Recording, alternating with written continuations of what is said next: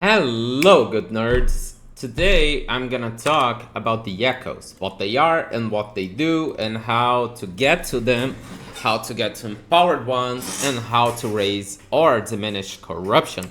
So stick out with me, check out my channel, check out my other videos, and if you like this video, please subscribe. Let's go to the video.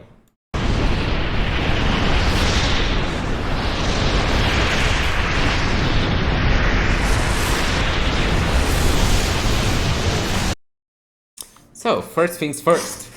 How do you get to do the echoes? Simple. Finish the campaign. The campaign has 9 chapters, and then the last one you'll finish, I think, in the Imperial era on Majalka. No, it's on Divine era Majalka. And then here, when you defeat Majasa, the goddess of Majalka, you get to the echoes, and you get to do the first one, which is Fall of the Outcasts. From here, you go to this is not what's gonna appear. You're just gonna click, and then it's gonna come to the normal ones. You're gonna start, where's the start of this echo? Here. And each echo, each you do, will open other ones to see. So that's how you'll start. And then, when you finish this, it's gonna open this and so on. It's pretty much a path here, it's pretty much obvious. The last one is the last ruin. It's these 3, actually. And when you get to these 3, you're gonna get to this middle area, which I'm gonna go there to show you guys. This is where you can get to the empowered echoes. But to activate this and get the empowered echoes, you have to finish all these 3 timelines. So you have to finish Spirits of Fire, The Last Ruin, and Age of Winter. When you do that, you come here, it'll be clickable. You click here and boom, you can do empowered echoes. Okay, pretty simple. And then we get to what kind of echoes there are. There are a lot of kind of echoes. First, about the rewards. You can see here I've done a lot of them. You can get runes. You can get runes and runes and runes. FX shards, items. You can get a lot of stuff here. Some, you can see that this is the stolen lance. In here, I can find echoes that drops wands or staffs. So depending on what you want to farm, you have to pay attention to this. So when you get to the empowered ones, you'll see these nodes are unique items. These nodes are exalted items. They're gonna drop as reward. That's very good. And in here, I'm gonna find those wands and staffs. I didn't find any here. I'm gonna try to see one here to show you guys one of those nodes. This is a set item node. It's also very interesting. Where is it? I found one. On ending the storm, it drops gloves.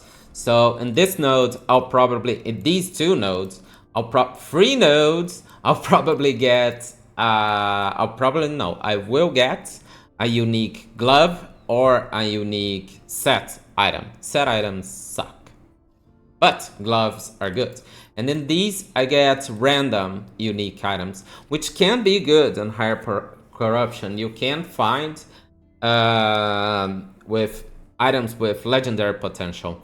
And for me, the best nodes are the uniques, the specific, and the exalted, for chances to find tier 7 exalted affixes. They're strong, you'll want to farm them, and they're very good to sell.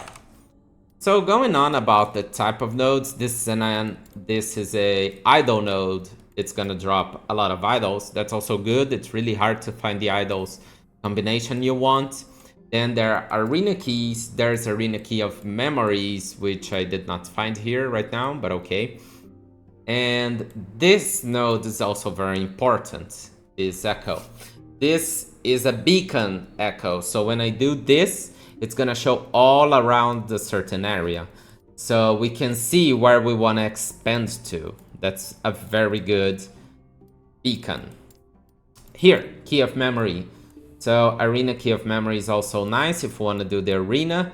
Gold's always good. And there's the experience too, which I'm not finding any here. But here, experience, which gives you 3 tons of experience. Until level 90, I think they're pretty good. From level 90 to 100, it takes a lot of time to level up. The experience demanded is just huge. But I still like to make them. I think it's faster to level up using them, even though it still takes a lot of time.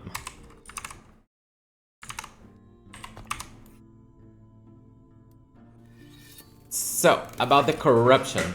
In here, I got a normal echo to show you guys that I've been farming, don't remember for what, but okay. In here, I got only 5 corruption, but as far as I know, it goes infinitely.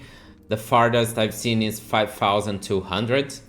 And if you want to raise corruption, you have to go far from the echo start. The echo started here. I came all this way.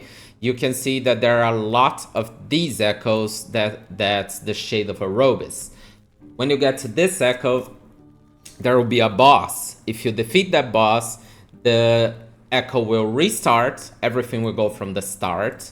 All these nodes echoes will disappear. It'll appear only these two, and you'll have higher corruption, which makes the monster stronger, but it gives you a chance to drop better items. In here, we can see player modifiers that are ours. So this higher corruption of 5 gives me 11% increased item rarity and plus experience. So that's what people want. They want to raise corruption. So this is an important node, but there are also these nodes. So this one is the Vessel of Chaos. If you destroy this Vessel of Chaos and win, all the uncompleted echoes will be re-rolled. So if you just want to farm, you don't want to raise corruption right now, and you are not finding, like, you want to find uniques, there are no uniques for me to farm here. So I do this, I re-roll them, and some will probably appear. This one is a Vessel of Memory, and this echo that I have never done. Restore completed echoes on this web tutorial. Oh, okay. So the completed echoes will be restored and I can redo them with the same reward as before. It's quite interesting, actually. It's quite interesting. And there's one more important. This is the start of the echo. And you can also defeat a Shade of orobyss here with the objective of lowering the corruption. I've never done it, but it might be interesting for some people in some situations. About timeline stability. So when you do a normal echo and you're farming through the echoes, farming not, but doing the echoes the first time, you gotta do this. You gotta fill this bar that's called timeline stability, because on the game's story, the timelines are unstable because a bad snake took the power from the epoch and caused mayhem, and that also has something to do with orobyss. And so as we do echoes, we stabilize the timelines, and every echo is gonna give some timeline stability. Example for this one gives me 15% stability and up to 32 bonus stability. That's per monster killed. So if I kill all the monster, I'm gonna get more stability. When I get to these checkpoints, I'll be able to do the quests. On the third quest, there will be a boss. And after I defeat the boss, I'll be able to get some blessing. On normal echoes, I can get 3 options of blessings. And on empowered one, I can get a 4th. And I can get grand blessings, which are better. After 200 corruption, I get 5 options of blessings. And that's it for the timeline and stability. If I go over here, it won't go farther than this. And if I kill a Shadow of orobyss, everything will reset, including this timeline stability. Here on the Empowered Echoes, we do not have to do all the optional quests. You can see it here. I did not get to the boss, but if I do, I can just come up here and click it, and I'll be able to fight the boss. That's very good if you want to farm the boss. There are a lot of boss unique items that we want to get that are not easy to get because the drop rate is low, so we want to fight them at higher corruptions for a chance to get them and get a good one. You can see that this is 128 corruption and this is 107 item rarity and 115 experience, a lot more than the previous one.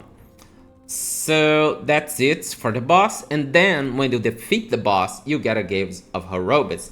In here, I got 0 gaze. I'm gonna go to a echo that I have some gaze. I think I have it here. Here I have 2 gaze of orobyss. So what does this mean? Every gaze of orobyss will give you 10 plus corruption, or when you defeat the shadow of orobyss. I have access to 0 shadow. Oh, here, 1. Playing this wrong one, so I'm gonna do it right now. So, completing this echo, you can see that it's plus 4 corruption, plus 8 bonus corruption, and plus 20 corruption from the gaze of orobyss. Gaze of orobyss, which is the boss. So, if I kill the boss 3 times, it'll be 3 gazes. 2 times in this case, 1 gaze. Plus 20 corruption if I win. If I lose, I'll lose the gazes, all the gazes, it goes back to 0. This echo gives 4 corruption, and the plus 8 is because how far it is from the start of the echo. If I find another echo of Shade of orobyss like here, it'll give more corruption. That's it for the bonuses it can give me. And there's also another bonus that's not here. If I have an echo with 1000 corruption, I'll get a bonus here because making it easier to raise corruption to where I'm playing.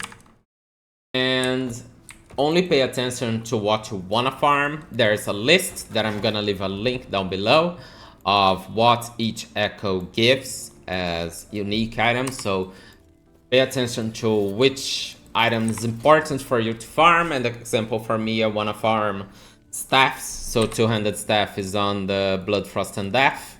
Is it? I think it's not. No, this is armor. I also want to get armor, but here. It's on the Stolen Lance, so I'm gonna do a lot of this echo to get it. Till I find the Exalted or just the unique weapon that I want to get. So I can use the Eternity Cache and make strong legendary weapons. That's the objective of this farming. And just having fun. Have fun while doing it, guys. Have fun. So, thank you all for watching. If you like this video, check out my channel. Please like and subscribe. And see you guys later.